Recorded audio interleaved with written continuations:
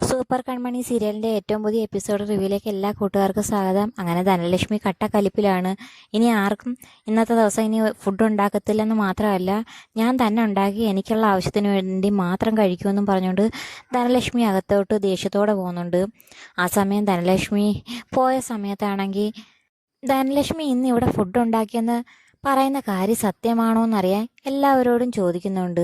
ആ സമയം അമ്മായിമാർ പറയുന്നുണ്ട്, ധനലക്ഷ്മി ഫുഡ് ഉണ്ടാക്കുന്ന കാര്യം ഞങ്ങൾ കണ്ടിട്ടില്ല എന്ന് പറയുന്നുണ്ട്. ആ സമയം ദുർഗ അമ്മായി പറയുന്നുണ്ട്, ഇന്ന് അവൾ ഫുഡ് ഉണ്ടാക്കുന്നത് കണ്ടായിരുന്നു. അത് കേട്ടിട്ട് അമ്മായിമാർ തമാശയ്ക്ക് ചോദിക്കുന്നുണ്ട്, അതിനെന്താ ധ്യാനത്തിലിരുന്ന സമയത്ത് ദിവ്യദൃഷ്ടിയിൽ വന്നതാണോ? ഫുഡ് ഉണ്ടാക്കുന്നത് കാണാൻ ധ്യാനത്തിലിരിക്കുമായിരുന്നെന്നല്ലേ പറഞ്ഞെന്ന് ചോദിക്കുന്ന സമയത്ത് അമ്മായി പറയുന്നുണ്ട്, ഞാൻ സാമ്പാറിൻ്റെ സ്മെല്ലടിച്ച് കഴിഞ്ഞപ്പം അടുക്കളയിലേക്ക് വന്നപ്പോഴാണ് കണ്ടത്. ഫുഡ് തോനെ ഉണ്ടാക്കി വെച്ചിരിക്കുന്നത് ഞാൻ എൻ്റെ കണ്ണുകൊണ്ട് കണ്ടതാ. എന്തായാലും എനിക്ക് വിശക്കുന്നു, എത്രയും പെട്ടെന്ന് എനിക്ക് ഫുഡ് എത്തിക്കണം. ഇനിയിപ്പോൾ ഇവിടെ ഉണ്ടാക്കാൻ പറ്റത്തില്ലെങ്കിൽ ഹോട്ടലിൽ നിന്ന് മേടിച്ചാലും മതിയെന്ന് പറയുന്ന സമയത്ത്, ഹോട്ടലിൽ നിന്ന് കിട്ടുന്ന ഫുഡൊക്കെ നോൺ വെജ് ആയിരിക്കും എന്ന് പറയുന്ന സമയത്ത്, നോൺ വെജ് ആയാലും കുഴപ്പമില്ല, അതിൻ്റെ ചാറ് കൂട്ടി കഴിക്കാം, എനിക്ക് വിശക്കുന്നു എന്നും പറഞ്ഞ് അമ്മായി അകത്തേക്ക് പോകുന്നുണ്ട്. ആ സമയം കൺമണിയുടെ അച്ഛനും ഇവിടെ എന്താണ് സംഭവിക്കുന്നതെന്ന് അറിയാൻ വയ്യെന്നും പറഞ്ഞുകൊണ്ട് ദേഷ്യത്തോട് പുറത്തേക്ക് പോകുന്നുണ്ട്. ഇനിയിപ്പം വല്ല ബ്രെഡോ പഴമോ എന്തെങ്കിലും ഒപ്പിച്ചിട്ട് ഫുഡ് കഴിക്കാമെന്നും പറഞ്ഞ് പോകുന്നുണ്ട്. അപ്പം പരസ്പരം അമ്മായിമാർ പരസ്പരം നോക്കിയിട്ട് അങ്ങോട്ടും ഇങ്ങോട്ടും പറയുന്നുണ്ട്, നീ അല്ലേ ഫുഡ് കഴിച്ച് തീർത്തത്? അന്നേരം മറ്റേ അമ്മായി അടുത്ത അമ്മായിയോട് തന്നെ ചോദിക്കുന്നുണ്ട്, നിങ്ങളല്ലേ ഫുഡ് കഴിച്ച് തീർത്തതെന്ന് ചോദിച്ചുകൊണ്ട് രണ്ടുപേരും കൂടി തർക്കിച്ചുകൊണ്ടിരിക്കുന്നുണ്ട്. ഈ സമയം കൃഷ്ണനാണെങ്കിൽ സുജാതയ്ക്ക് വയ്യെന്നറിഞ്ഞതുകൊണ്ട് തന്നെ വീട്ടിൽ ഇരുന്നിട്ടൊരു മനസ്സമാധാനവും വരുന്നില്ല. അങ്ങനെ അമ്മയെ കാണാനായിട്ട് കൃഷി വീട്ടിലേക്ക് വരുന്നുണ്ട്. ആ സമയം അമ്മ ഉറങ്ങിക്കിടക്കുന്നത് കണ്ടിട്ട് ആരോടും പറയാതെ അമ്മയെ തന്നെ നോക്കി നിന്ന് കൃഷി കരയുന്നുണ്ട്. എന്നിട്ട് ആരോടും പറയാതെ എങ്ങനെയെങ്കിലും പുറത്തേക്ക് പോകാനൊരുങ്ങുന്ന സമയത്താണെങ്കിൽ കൃപ കൃഷി വന്നത് കണ്ടിട്ട് കൺമണിയോട് പോയി കാര്യം പറയുന്നുണ്ട്. അതോ ചേട്ടൻ അമ്മയുടെ അരികെ നിൽക്കുന്നുണ്ട്, അവിടെ നിന്ന് കരയുന്നത് കണ്ടതാണ്, കാണാൻ വരണമെങ്കിൽ വരാൻ പറഞ്ഞുകൊണ്ട് കൺമണിയും കൊണ്ട് കാണിക്കുന്നുണ്ട്. അങ്ങനെ കൃഷി തിരിച്ചു പോകുന്ന സമയത്താണെങ്കിൽ കൃപ പെട്ടെന്ന് വന്ന് കൃഷിനെ വിളിച്ച് അകത്തേക്ക് കൊണ്ടുവരുന്നുണ്ട്. അതുപോലെ തന്നെ അച്ഛനെയും കൺമണിയും മറ്റുള്ള എല്ലാവരെയും കാര്യം അറിയിക്കുകയും ചെയ്യുന്നുണ്ട്. അങ്ങനെ അച്ഛനാണെങ്കിൽ കൃഷി വന്നത് കണ്ടിട്ട് സന്തോഷം അടക്കാനാകുന്നില്ല. അതുപോലെ തന്നെ ആൻറ്റിയമ്മയും പറയുന്നുണ്ട്, മോൻ്റെ വീട്ടിൽ വന്നിട്ട് എന്താ ആരോടും പറയാതെ പോകുന്നത്? നിൻ്റെ വീട് തന്നെയാണിത്, ചില പ്രശ്നങ്ങളുണ്ടായെന്നും പറഞ്ഞ് അത് മനസ്സിൽ വെച്ചുകൊണ്ടിരിക്കാതെ നീ വന്ന് നിൻ്റെ അമ്മയെ കാണാൻ പറയുന്നുണ്ട്. ശബ്ദം കേട്ടിട്ട് സുജാതയാണെങ്കിൽ പുറത്തേക്ക് വരുന്നുണ്ട്. അങ്ങനെ കൃഷിനെ കാണുന്ന സുജാത വളരെയധികം സന്തോഷത്തോടെ കൃഷിനെ കെട്ടിപ്പിടിക്കുന്നുണ്ട്.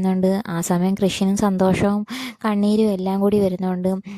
സാഗറാണെങ്കിൽ ഇത് കണ്ടിട്ട്, കൃപമോളെ ഇനി ഇവിടുത്തെ എല്ലാ പ്രശ്നങ്ങളും മാറി എനിക്ക് വളരെയധികം സന്തോഷമായി, ഈ വീട്ടിലെ പഴയ സന്തോഷവും കളിചിരികളും എല്ലാം ഇനിയും ഉണ്ടാകുമെന്നും പറഞ്ഞുകൊണ്ട് സാഗർ സന്തോഷിക്കുന്നുണ്ട്. ആ സമയം സുജാതയുടെ ഫുഡ് കഴിക്കാൻ എല്ലാവരും നിർബന്ധിക്കുന്നുണ്ട്. ആ സമയം സുജാത പറയുന്നുണ്ട്, ഇനി എൻ്റെ മകൻ വന്നില്ലേ, എനിക്കിനി ഒന്നും വേണ്ടെന്ന് പറയുന്ന സമയത്ത് എല്ലാവരും പറയുന്നുണ്ട്, എന്നാലും ഫുഡ് കഴിക്കണമെന്നും പറഞ്ഞ് എല്ലാവരും ഫുഡ് കഴിക്കാൻ നിർബന്ധിക്കുന്നുണ്ട്. അങ്ങനെ കൃഷിൻ്റെ കൈ കൊണ്ട് അമ്മയ്ക്ക് ഫുഡൊക്കെ വാരി കൊടുക്കുന്നുണ്ട്. ആ സമയം അമ്മ കഴിക്കുകയും ചെയ്യുന്നുണ്ട്. ഇനി മരുന്നൊന്നും വേണ്ട, മരുന്ന് കഴിക്കേണ്ട യാതൊരു അസുഖവും ഇല്ലെന്ന് സുജാത ആ സമയം ആൻറ്റിയമ്മയോടൊക്കെ പറയുന്നുണ്ട്. ആൻറ്റിയമ്മയും പറയുന്നുണ്ട്, മരുന്ന് കഴിക്കേണ്ട ആവശ്യമൊന്നുമില്ല, മോനെ കാണാത്തതിൻ്റെ വിഷമമായിരുന്നു, ഇപ്പം എല്ലാവരും കണ്ടില്ലേ ഈ അമ്മയുടെയും മോൻ്റെ സ്നേഹം. ആ സമയം കൺമണി പറയുന്നുണ്ട്, ഇവരുടെ സ്നേഹം ഒരു നോവലായിട്ട് എഴുതാൻ തന്നെ ഉണ്ടെന്നും പറഞ്ഞുകൊണ്ട് എല്ലാവരോടും കളിയാക്കുന്നുണ്ട്. ആ സമയം കൃപ പറയുന്നുണ്ട്, എന്നാൽ പിന്നെ അലികയിലെ ഡിസൈൻ വർക്കൊക്കെ കഴിഞ്ഞിട്ട് ഒരു നോവല് ഈ കൺമണി തന്നെ അങ്ങ് എഴുതിക്കോ, ഞങ്ങളെല്ലാവരും സപ്പോർട്ട് ചെയ്യാമെന്ന് കൃപയും കൺമണിയെ വാരുന്നുണ്ട്. എന്നാൽ ഇതേ സമയം സാഗർ കുടുംബത്തിൽ എന്താണ് സംഭവിച്ചതെന്ന് അറിയാൻ വയ്യാതെ ജയമോഹനും മാനസയാണെങ്കിൽ ഇങ്ങനെ ഓരോരോ മാർഗങ്ങൾ കണ്ടെത്തിക്കൊണ്ടിരിക്കുന്നു. ആ സമയത്ത് ജയമോഹനെ സാഗറിൻ്റെ ഫാമിലി ഡോക്ടർ വിളിച്ചിട്ട് സുജാതയ്ക്ക് വയ്യാത്ത കാര്യവും അതുപോലെ പോയി ചെക്കപ്പ് ചെയ്ത കാര്യമൊക്കെ വിളിച്ച് പറയുന്നുണ്ട്. ആ വിവരം ഓടി മാനസയെ അറിയിക്കുന്നുണ്ട്. സുജാതയ്ക്ക് വയ്യ, എന്തോ അവിടെ സംഭവിച്ചതെന്ന് അറിയാനും മാർഗമില്ലെന്ന് പറയുന്ന സമയത്ത് മാനസ അറിയുന്നുണ്ട്, അവിടുത്തെ കാര്യം എന്താണെന്നറിയാൻ നമുക്ക് കിട്ടിയ ഏറ്റവും വലിയ അവസരമാണിത്, എന്തായാലും ഇനി നമുക്ക് ആ വീട്ടിലേക്ക് പോകാമെന്ന് പറയുന്നുണ്ട്. ആ സമയം ജയമോഹൻ പറയുന്നുണ്ട്, അങ്ങോട്ട് പോയി കഴിഞ്ഞാൽ അവിടെ ആർക്കും നമ്മളെ ഇഷ്ടപ്പെടില്ല, സാഗർ എൻ്റെ ഏറ്റവും വലിയ മിത്രമാണ്, അതുപോലെ തന്നെ ഏറ്റവും വലിയ ശത്രുവാണ്. അങ്ങോട്ടേക്ക് ഇനി പോയാൽ ശരിയാവില്ലെന്ന് പറയുന്ന സമയത്ത് മാനസ പറയുന്നുണ്ട്, എന്തായാലും സുജാത ആൻറ്റിക്ക് വയ്യെന്നല്ലേ പറയുന്നത്, സുഖവിവരം അന്വേഷിക്കാനായിട്ട് പോകുന്ന രൂപത്തിൽ പോകാം, എന്നിട്ട് കാര്യം എന്തെങ്കിലും അറിയുന്നെങ്കിൽ അത്രയും ഒപ്പിച്ചുകൊണ്ട് വരാമല്ലെന്ന് പറയുന്ന സമയത്ത് ജയമോഹനും സമ്മതിക്കുന്നുണ്ട്. അങ്ങനെ മാനസയാണെങ്കിൽ സാഗർ കുടുംബത്തിലേക്ക് പോകാൻ റെഡിയാകുന്നുണ്ട്. ഇതേ സമയം സാഗറാണെങ്കിൽ സന്തോഷം അടക്കാനാകാതെ വീട്ടിലുണ്ടായ കാര്യങ്ങളെല്ലാം ദേവ്ജിയെ വിളിച്ചറിയിക്കുന്നുണ്ട്. ദേവ്ജിക്കാണെങ്കിൽ ഇതെല്ലാം കേട്ടിട്ട് വളരെയധികം സന്തോഷമാകുന്നുണ്ട്. എന്തായാലും നിങ്ങളെല്ലാവരും കൂടി ഒന്ന് പുറത്തേക്ക് പോകണം, എന്നിട്ട് കൃഷിനെയും സുജാതയും തനിച്ചു വിടണം. അവർക്ക് എന്തെങ്കിലും അങ്ങോട്ടും ഇങ്ങോട്ടും പറയാനുണ്ടെങ്കിൽ എല്ലാ പ്രശ്നങ്ങളും പറഞ്ഞ് ഇന്ന് തന്നെ എല്ലാത്തിനും ഒരു തീരുമാനമാകട്ടെ എന്ന് ദേവ്ജി പറയുന്നുണ്ട്. അത് കേട്ടിട്ട് സാഗറിന് വളരെയധികം സന്തോഷമാകുന്നുണ്ട്. എത്രയും പെട്ടെന്ന് ആൻറ്റിയമ്മയും കൃപയും എല്ലാവരെയും കൂട്ടി ഞാനങ്ങ് പുറത്തേക്ക് പോവാം, അവർ രണ്ടുപേരും തനിച്ചിരിക്കട്ടെ എന്ന് പറയുന്നുണ്ട്. ഈ സമയം വരുണാണെങ്കിൽ ഇപ്പം പഴയതുപോലെ ജോത്സ്യരെയും കൊണ്ട് ഗ്രഹനിലയൊന്നും നോക്കിക്കാത്തത് കാരണം ജോത്സ്യരും ഇങ്ങനെ വിഷമം പറഞ്ഞുകൊണ്ടിരിക്കുന്ന സമയത്ത് വരുൺ പെട്ടെന്ന് വന്നിട്ട് ജോത്സ്യരോട് പറയുന്നുണ്ട്, എൻ്റെ സമയം ശരിയാണെന്ന് നോക്ക്, ഞാൻ എത്രയും പെട്ടെന്ന് വിദേശത്ത് പോകാൻ ഒരുങ്ങുകയെന്ന് പറയുന്നുണ്ട്.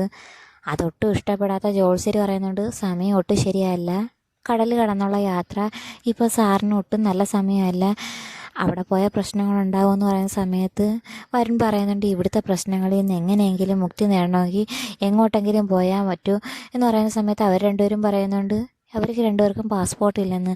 നിങ്ങൾ രണ്ടുപേർക്കും പാസ്പോർട്ട് ഇല്ലാത്തത് കൊണ്ട് തന്നെയാണ് ഞാൻ വിദേശത്ത് പോകാമെന്ന് പറയുന്നത്, ഏറ്റവും വലിയ പ്രശ്നങ്ങൾ നിങ്ങൾ തന്നെയാണെന്നും പറഞ്ഞുകൊണ്ട് ഇരിക്കുന്ന സമയത്ത് തന്നെയാണ് ഇന്നത്തെ എപ്പിസോഡ് അവസാനിക്കുന്നത്. കൃഷിനെ സുജാതയും കാണാൻ വരുന്ന മാനസ സാഗർ കുടുംബത്തിലെ എല്ലാ പ്രശ്നങ്ങളും മനസ്സിലാക്കുമോ ഇല്ലയോ എന്ന് കാത്തിരുന്ന് തന്നെ കാണാം. അപ്പം വീഡിയോ ഇഷ്ടമായ ചാനൽ സബ്സ്ക്രൈബ് ചെയ്യാനും സപ്പോർട്ട് ചെയ്യാനും മറക്കല്ലേ കൂട്ടുകാരെ.